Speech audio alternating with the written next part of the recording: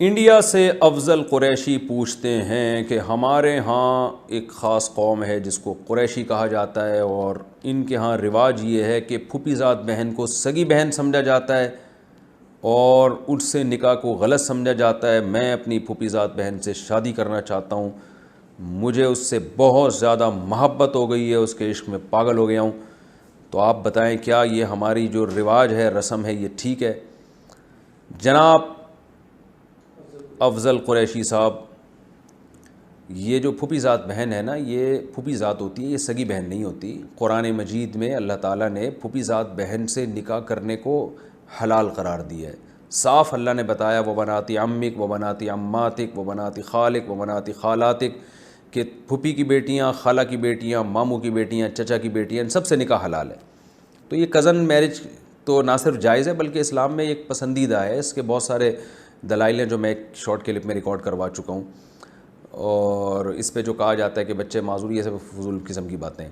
تو یہ تو اچھی بات ہے، تو اگر آپ اپنی پھوپھی زاد سے نکاح کرنا چاہتے ہیں تو بہت اچھا رشتہ ہے، اسلام میں بالکل اجازت ہے۔ آپ کی قوم اگر ان کے ہاں رواج نہیں ہے تو یہ غلط رسم ہے، بالکل اسلام کے اگینسٹ ہے۔ آپ کے والدین کو اور آپ کے رشتہ داروں کو چاہیے کہ یہ اس غلط رسم کو ختم کریں۔ عرب میں منہ بولے بیٹے کی بیوی سے نکاح کو حرام سمجھا جاتا تھا، تو اللہ نے اپنے نبی کا نکاح باقاعدہ کروایا کہ آپ منہ بولے بیٹے کی طلاق یافتہ بیوی سے نکاح کریں آپ، تاکہ عرب میں اس زمانے جاہلیت کا خاتمہ ہو، جو زمانے جاہلیت کی رسم کا۔ تو آپ کو بھی چاہیے کہ آپ اپنی پھوپھی زاد بہن سے لازمی نکاح کریں، اور آپ چاہ بھی رہے ہیں، آپ کے دل میں لڈو پھوٹ رہے ہیں میرے اس بیان کو سن کے، کیونکہ آپ کو تو عشق سوار ہے، تو آپ تو اسلام کے اس حکم کو بہت پسند کر رہے ہوں گے۔ نماز بھی پڑھ لیا کریں، روزہ بھی رکھ لیا کریں، اسلام میں اور بھی حکام ہیں، اور پھوپھی زاد بہن سے آپ لازمی شادی کریں۔ تو میں آپ کی پھوپھی زاد بہن کو بھی ترغیب دیتا ہوں کہ آپ سے نکاح کریں تاکہ اس رسم کا خاتمہ ہو۔ آپ کے والدین کو بھی ترغیب دیتا ہوں کہ کریں یہاں نکاح تاکہ بری رسم کا خاتمہ ہو۔ اور آپ کے دل میں جو لڈو پھوٹ رہے ہیں، تو آپ سے دعا کی درخواست ہے کہ ان لڈوؤں میں آپ ہمیں بھی یاد رکھیں۔ بالٹی میں نل کھول دیں تو کیا کپڑے پاک ہو جائیں گے؟ کیا جاری پانی میں ناپاک کپڑا رکھنے سے وہ کپڑا پاک ہو جائے گا؟ مثلاً اگر ہم بالٹی میں کپڑا رکھیں اور نل کھول دیں اور کپڑے کو رگڑیں یہاں تک کہ پانی بالٹی سے بہنے لگے تو کیا کپڑا پاک ہو جائے گا؟ عبد الوہاب صاحب کراچی سے۔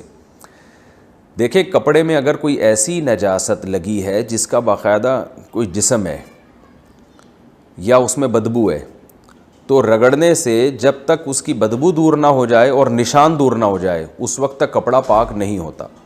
ہاں، آپ نے اچھی طرح رگڑ دیا، بہت اچھی طرح، پھر بھی نشان دور نہیں ہو رہا، جیسے خون کا دھبا لگا ہوا ہے، آپ نے بہت اچھی طرح رگڑ دیا، پھر بھی نشان دور نہیں ہو رہا، تو پھر جانے دیں، وہ معاف ہے، پھر جو دھبا رہ جائے گا وہ معاف ہوگا۔ تو اپنی طرف سے اچھی طرح رگڑ دیں، پھر اگر پانی جاری کر دیں گے تو جو آپ نے طریقہ بتایا ہے اس طریقے سے کپڑا پاک ہو جائے گا، لیکن اس میں یہ ضروری ہے کہ اتنا رگڑا جائے کہ نشان اور بدبو ختم ہو جائے۔ اگر وہ ختم نہیں ہوتی تو پاک نہیں ہوگا۔